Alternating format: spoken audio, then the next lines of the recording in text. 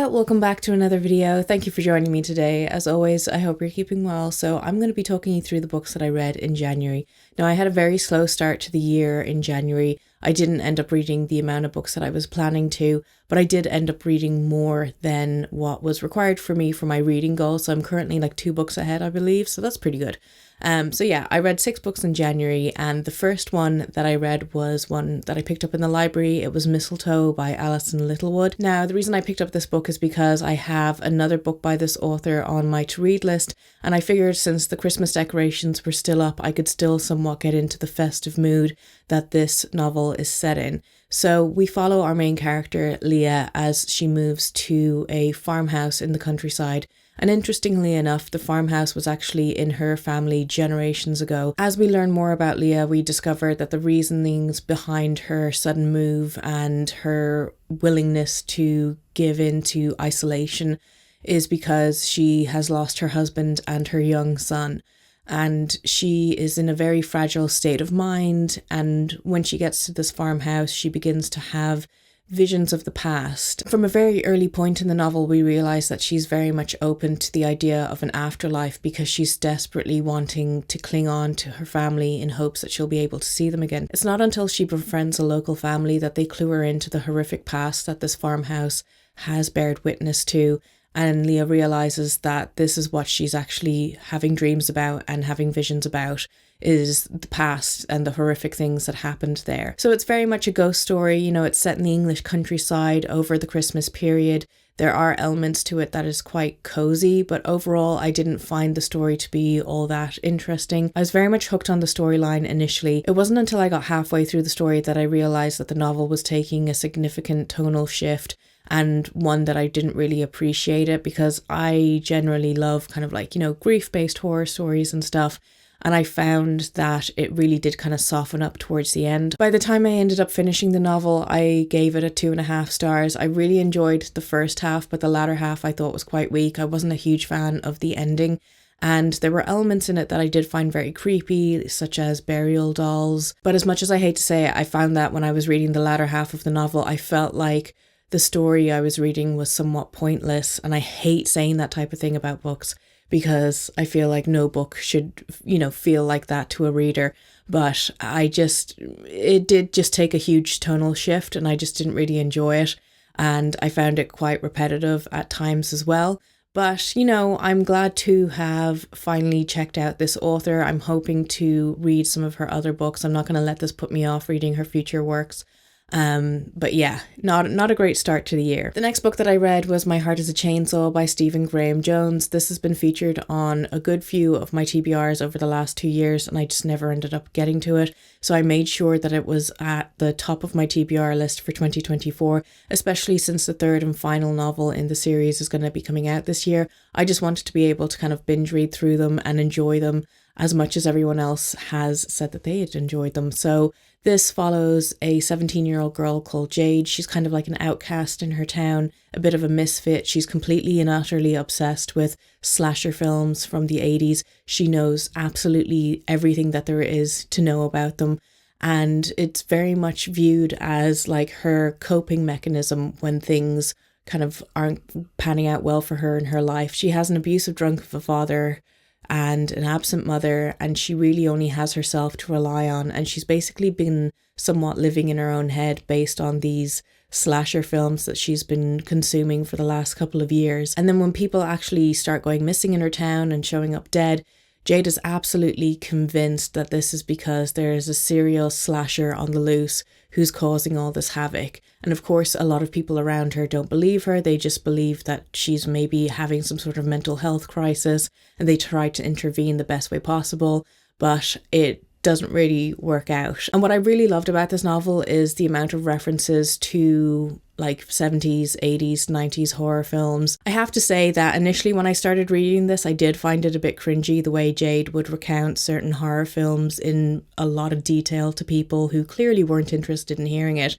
But I did have to think back to like when I was a teenager and how I would be obsessed with like certain bands or certain genres and stuff, and I would dive in head first and just study and just learn absolutely everything I could about it. And I was like, do you know what? This is something that teenagers do. They get completely invested in being able to talk about certain things. And then ultimately I did find her passion quite charming and endearing. Because it kind of reminded me of like people that I knew from my youth, or even myself at times. I really enjoyed the pacing of this novel. Like, I got through it in like 3 or 4 days, which I feel like was quite quick for me. It was one of those books that when I'd put it down, I just couldn't wait to pick it back up again. And I'm really excited to read the second book in the series, Don't Fear the Reaper. That's going to be probably on my to-read list for February or March. I felt like this was somewhat of an ode to horror fans, and even if you're someone who's into horror but you're not really into slashers, I feel like you're still going to really enjoy it, because slasher is like one of my least favourite subgenres within horror, but I was still able to thoroughly enjoy this book. The next book that I read was Hval by Iain Reid. So I had a lot of you reach out to me when I featured this in my winter TBR, telling me how much you either loved this book or how you loved Iain Reid's previous books. So I made sure to make this a priority for my TBR in 2024.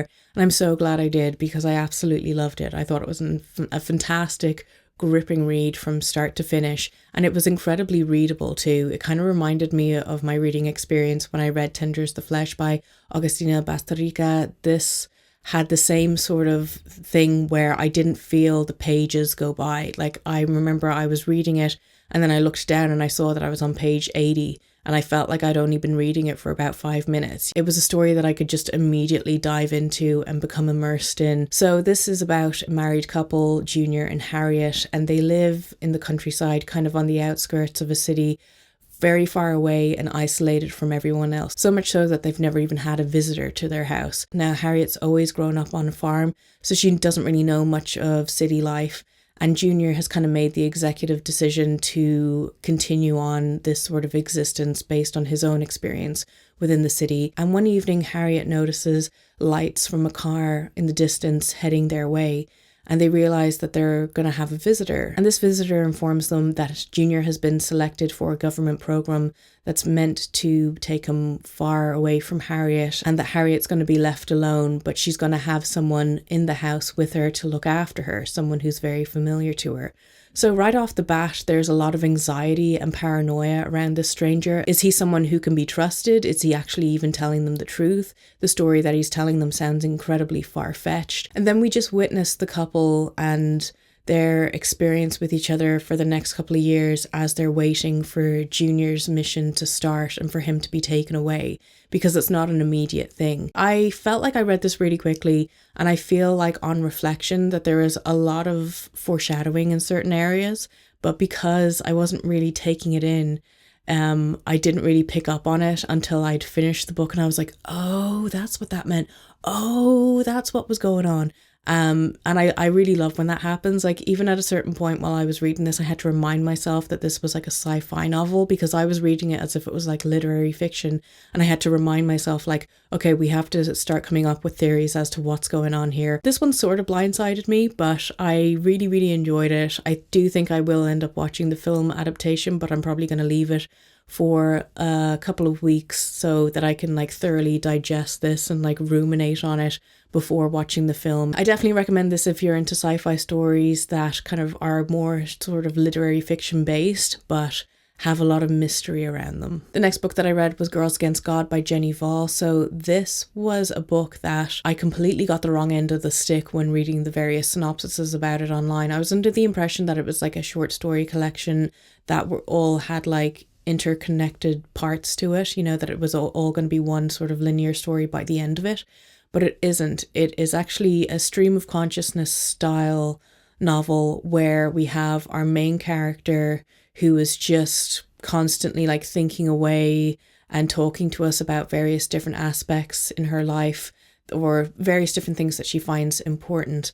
And it's not even until like the very latter half of the novel that we even get any sort of dialogue in the story, because it's really just all taking part in this character's head. So it's set over multiple years in the 90s in Norway, and we have our main character who is very against the system. She's very much like a bit of an anarchist, and she's into black metal, and she has two other friends who she's in a band with, and she's this very artistic person with some very out there thoughts on society. So then we dive into her experiences and thoughts on religion and womanhood and growing up in Norway, black metal, tech, and a whole heap of different things. It kind of reads as a manifesto rather than a novel. If you're not really interested in subcultures, this may not be a book for you. I've seen a lot of negative reviews of this book, and I think that's partially because of how it was marketed. Like I said, I got the completely wrong end of the stick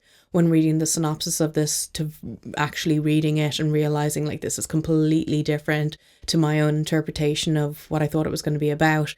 So I think people would have like a bit of disdain for that and then just not be interested in the various issues or social commentaries that are brought up in this. So I'd say go into this with an open mind. It's definitely not going to be for everyone. Then I read the first volume of Mieruko-chan. This is a horror manga. I picked this up in chapters in the secondhand section. This is a series that I'd been interested for quite some time because I'd seen some of the artwork online. I thought it looked pretty gnarly and I thought, you know what, I'll give it a go. This is about a young girl who wakes up one day and she can see spirits of the dead. They're very gnarly looking. A lot of them seem to be evil, and she just has to pretend that she doesn't see them.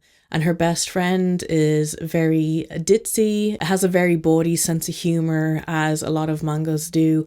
And I wasn't really expecting that. I thought this would have a bit more of a serious tone to it, but I was wrong. I'll definitely read some more of this in the future because I thought it was entertaining enough. And then finally, the last book that I read in January was The Center by Ayesha Siddiqi.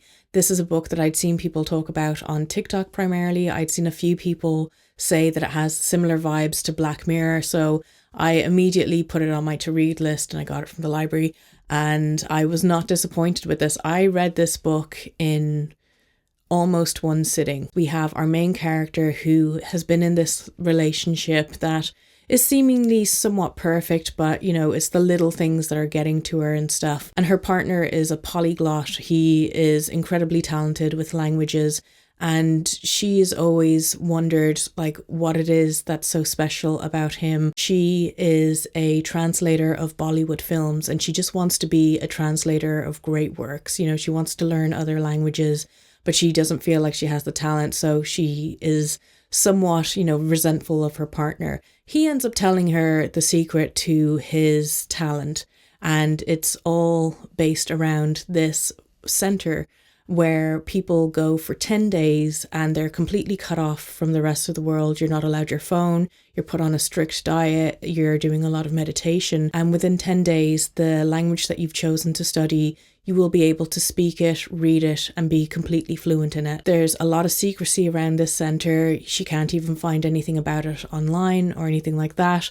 And we just discover through her experience of going there, like what's actually going on. My mind was like running with so many different theories, and I was ultimately getting really anxious towards the end of it because I was like, what is going to happen? Another aspect that I really enjoyed of this book is that even though it is mostly set in the UK, the majority of the characters in it are either from the Middle East or from India, Pakistan, and there's a whole lot of discourse around those cultures, around the social normities and all that sort of thing, and the differences within cultures. And I really found that very interesting and enjoyable to learn about. There were some parts in the novel that other languages were utilised, and there's no translation of them, but I found that at least with the Arabic words that were used in it, I had an understanding of them. My Arabic is not good whatsoever, but I can understand a few basic words in it. I found this very interesting, especially I think it would be great if you're someone who's interested in other cultures or other languages especially. I do agree that it has Black Mirror vibes to it, but I feel like it's a lot darker than what I anticipated it would be. So I was really pleasantly surprised by this, and I definitely will be reading more from this author in the future because I thought this was like an outstanding debut. So those are all the books that I read in January. Let me know if you've read any of them or if you're planning to read any of them. And if you're planning to read anything in particular for February, if there's anything you're looking forward to. If you want to keep up with me outside of YouTube, you can always follow me on Instagram or TikTok. And if you haven't done so already, I'd really appreciate it if you liked and subscribed, especially if you're into this type of content, if you're into these types of books. And as always, I hope you enjoyed this video, and I'll talk to you soon. Goodbye.